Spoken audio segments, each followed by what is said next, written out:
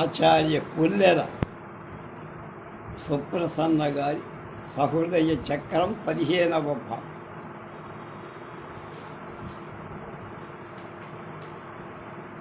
పదమూడు 8/26 శ్రావణమాస శుభారంభ సమయంలో స్వాగతం. కల్పవృక్షం ఆధునిక ఇతిహాసం. మరల నిదేల రామాయణం అన్నది సహజ ప్రశ్న. మరి తెలుగులో పదుల కొలది రామాయణాలు రచయితలై ఉన్న భాషలో ఇది మరీ సహజమైన రామాయణం శ్రీరామచంద్రుని కథా మాత్రమైతే, లేదా వాల్మీకి చెప్పిన దానికి తెలుగులో మరలా చెప్పటం మాత్రమే అయితే, భాస్కరుడు రంగనాథుడు రాసిన తరువాత మళ్ళా రామాయణమే పుట్టడానికి అవకాశం లేదు కదా, అవసరం లేదు. సాహిత్యంలో మిగిలిన ప్రక్రియల కంటే ఇతిహాసానికి ఉన్న స్థానం విశిష్టం, దాని పరిధి సువిశాల. మహాకావ్యాలు ఒక జాతి యొక్క అనుస్యూతమై పురోగతిలో ఏర్పడ్డ ఒక మహాసంకటాన్ని ఎలా అధిగమించింది, దాని ఆత్మలక్షణం ఎలాంటిది, ఆ సంస్కృతికి సమాపన్నమైన వైలక్షణం ఎలాంటిది వివరించే ఆయా జాతి చరిత్రలో విశిష్టమైన మలుపు వచ్చినప్పుడల్లా ఆ జాతి ఒకానొక నూతన ఇతిహాసం అవసరం. ఇతిహాసాలన్నింటిలో మానవీయ చైతన్య వికాసం ప్రధానం కావటం వల్ల వాటిల్లో సర్వజనీనతా లక్షణం ప్రధానంగా ఉంది. పాశ్చాత్యుడు ఇతిహాసాన్ని గురించిన వివేచనలు చాలా చేశారు. ప్రైమరీ, సెకండరీ అని, వృద్ధి పొందేది కళాత్మకమైంది అని విభాగాలు. బోధుడు కావ్యేతిహాసం, శాస్త్రేతిహాసం అని 2 భాగాలు చెప్పు. అభినవగుప్తుడు నాట్య భారతిలో కర్మఫల సంబంధంగా సర్వార్థాలకు ప్రత్యక్షంగా చూపేది ఇతిహాసం అని చెప్పి. మనకు రామాయణం, భారతం 2 ఇతిహాస లక్షణం చేత కాళిదాసు రఘువంశం కూడా ఇతిహాసమే చెప్పచ్చని. ఆధునిక కాలంలో ఈ రూపాన్ని గురించి చెప్పేటప్పుడు ఆధునిక ఇతిహాసాలు కూడా వార్ అండ్ పీస్ వంటివి పేర్కొనబడతాయి. ఇవన్నింటినీ ఆచరించే నిర్వచనం చేయడం అంత సులభం కాదు. అది సుదీర్ఘమైంది కాకపో, కానీ ఇతివృత్తం వైశాల్యం కలది కావాలి. ఐతిహాసిక నిష్పత్తు కలదై ఉండ వాస్తవికత యొక్క అన్ని దిశలను అతిక్రమించగలది, చరిత్రను ఇమిడ్చుకోగలది అని దాని గురించి మనం చెప్పుకోవాలి. ఈనాడు కూడా ఇతిహాసాల రచన సాగుతున్నదా అంటే సాగుతోందే అని చెప్పాలి. పాల్ మర్చెంట్స్ అనే విమర్శకుడు ఎపిక్ అనే తన గ్రంథంలో నిజానికి ఈ రూపం క్రమానుగతమైన వికాసంతో ఇంకా సజీవంగా ఉందన్న. మిగిలిన సాహిత్య రూపాలు ఏవీ తీర్చలేని అవసరాన్ని ఇతిహాసం నిర్వర్తిస్తోంది అనటం నిజం. హోమర్కు వర్జ్యులకు ఎంత భేదం ఉందో వ్యాసుడికి కవిత్రయానికి అంత భేదం. మూల వస్తువు ఒకటి అయిన నడుమ సాహిత్యంలో వచ్చిన పరిణామాలు, సంవిధానంలో వచ్చిన అనంత వైవిధ్యం, పరిస్థితులలో అవగాహనలో ఆంతర్యంలో వచ్చిన మార్పు వ్యాసుడి రచన కవిత్రయ రచనకు విస్పష్టంగా భేదాన్ని సాధి. ఇతిహాస రచన విషయంలో చూస్తే వస్తువులో కొత్త సృష్టి కనపడలేదని చెప్పాలి. అందువల్ల బైబిల్లోని, ఇలియడ్లోని ఇతివృత్తాలే చాలా ఇతిహాసాల మూల వస్తువులై. అలాగే భారతదేశంలో తర్వాత మహత్తరాలైన ఇతిహాసాలను వాల్మీకి వ్యాసుల పాదాంకాలలోంచే ప్రయాణం చేశారు. కాళిదాసు తన యుగంలో రాజులలో ఉన్న భోగలాలసత తిరస్కరించి ఆదర్శ రాజ్య వ్యవస్థ స్వరూపంగా రఘువంశం ద్వారా చిత్రించగా, తులసీదాస్ తన రామకథ ద్వారా మర్యాద పురుషోత్తమ శ్రీరాముని పతనోన్ముఖమైన జాతిలో చైతన్యం ప్రతిష్ఠించే ఒక ఆదర్శాన్ని ఎదట నిలబెట్టి, ఇద్దరికీ వాల్మీకి మూల స్రోతస్సు. కాళిదాసు కానీ తులసీదాసు కానీ నూతన ఇతివృత్తాన్ని స్వీకరించక రామాయణ గాథను తీసుకోవడం వారి లక్ష్యం జాతి గుండెల్లో సూటిగా వెళ్ళగలిగిన ఇతివృత్తంలో తత్కాలీన సామాజిక చైతన్య స్పందన స్ఫురింపచేయి. అందువల్ల ఇతిహాస సృష్టి చేసే రచయిత తప్పక నూతన ఇతివృత్తాన్ని సృష్టించాల్సిన అవసరం లేదు. అయితే వాల్మీకి రామాయణం ఆధారంగా వచ్చిన రచనలను తత్కాల చైతన్యం స్పందించేవా కానక్కర. ఎక్కువ రచనలు కూడా కావు కూడా.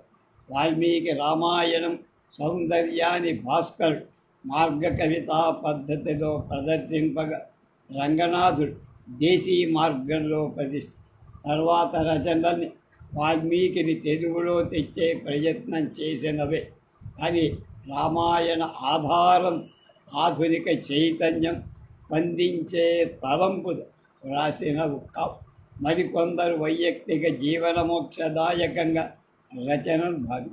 ఈ కాలంలో భారతదేశంలో మహేతిహాసాల సృష్టి జరిగి అరవింద్ మహాభారతంలో సావిత్రి కథ ఆధారంగా దివ్య చైతన్య ఆవరణ చిత్రించే మహేతిహాసం సృష్టించారు. సావిత్రి ఉపాఖ్యానం కేవల సూక్ష్మమైన ఆలంబన మత్. అలాగే విశ్వనాథ సత్యనారాయణ తెలుగు భాషలో వాల్మీకి రామాయణం ఆధారంగా శ్రీమద్ రామాయణ కల్పవృక్షం అనే మహేతిహాసాన్ని ఆధునిక జీవనంలో దివ్య శక్తుల సంఘర్షణగా చిత్రించి ఇదే కాలంలో కన్నడలో కేవీ పుట్టప్ తన రామాయణ దర్శనం అనే రచన ద్వారా వర్తమాన జీవన వైక్లభ్యం నుండి ఉన్నతంగా మానవతా దర్శనం చేసి రామాయణమే ఆధారంగా మైథిలీ శరణకు హిందీలో సాకేత్ అనే మహాకావ్యం. ఆశ్చర్యం ఏమంటే దాదాపు ఒకే కాలంలో భారత జాతిలో మూర్ధన్యులైన ముగ్గురు మహాకవులు వాల్మీకి రామాయణ ఆధారంతో నూతన ఇతిహాసాలు భారత సాహిత్యాన్ని ఒకసారి వివేచించి చూస్తే వాల్మీకి రామాయణం తరానికొకసారి యుగానికొకసారి కొత్త రూపంలో అవతరిస్తున్నట్లుగా భాస కాళిదాస భవభూతి దింగ్నాగ మురారుల రామకథా భాష్యకారులుగా విశ్వనాథ చెప్పారు. ఆయా సాహిత్యకారు నాటి చైతన్య రామాయణంలో దర్శించి దాన్ని పునర్వ్యాఖ్యానించారని భావం.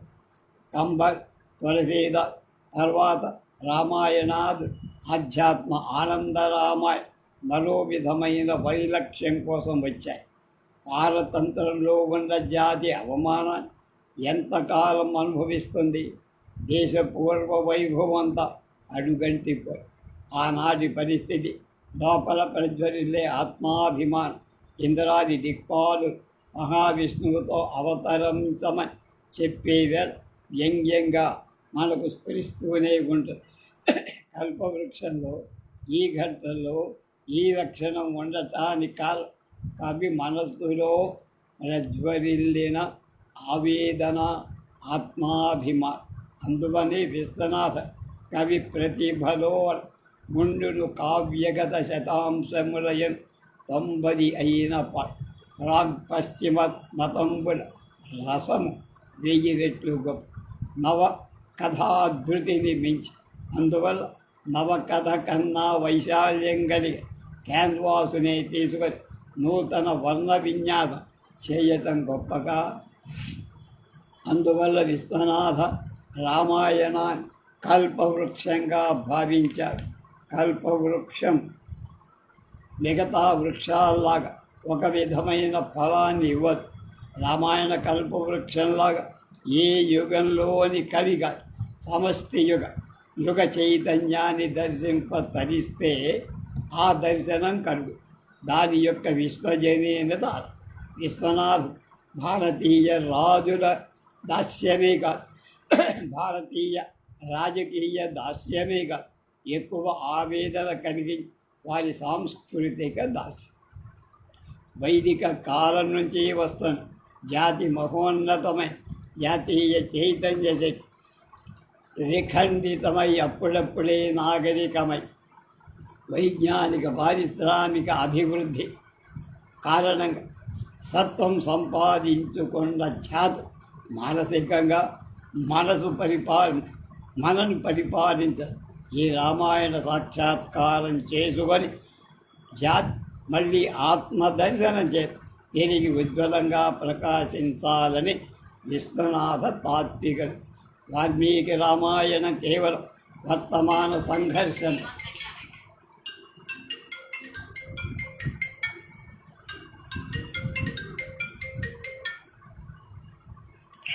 వస్తున్నావా?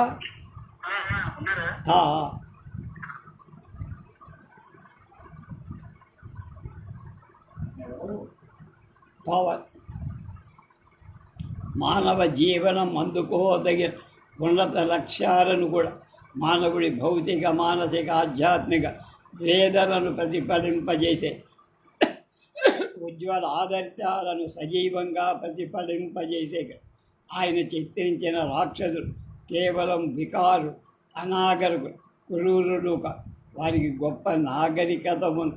రావణుడు గొప్ప వేదవేది మహాబలశాలి ఆంజనేయుని వంటి మహాబలశాలి అయిన మొదట చూసిన ఇతని అనుభావ విశేషము చూసి సముద్రంతో కూడా నిలబడి కెరటములకు వెనుకకు తగ్గిన హఠాత్తుగా దర్శించిన దిశను కమ్ముకొని వచ్చుతుండే మహాగంగా ప్రవాహం వరదలుగాంచి మేనులోని నెత్తులు వాకలు వెన్నాడినట్టు మహాద్భుత విద్యా ప్రదర్శనంబు గని యువదవిన ప్రథమాశ్చర్య రేఖ అట్లు వెనదొడిగిన ఆ రావణుడు దేశ సాధారణ రాక్షసుడు కాదు. వాడికి ఒక జీవన తత్వం ఉంది. అది కేవల ఇంద్రియ భోగైక దృష్టి బతుకు. వాడి మనస్సులో జగజ్జేత అనుకోవాలనేటువంటి భావం.